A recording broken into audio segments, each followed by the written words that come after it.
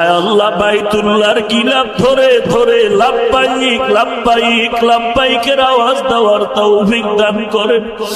আয় আল্লাহ যারা বাইতুল্লাহর গিলাফ ধরে লাব্বাইক বলল তাদের কপাল কত ভালো। আয় আল্লাহ সবাইকে যাওয়ার তৌফিক দান করেন আল্লাহ। আয় আল্লাহ কারো হাত খালি ফিরাইয়া দিয়েন না রে মালিক, সুন্নতের আমলওয়ালা জিন্দেগি দান করেন আল্লাহ।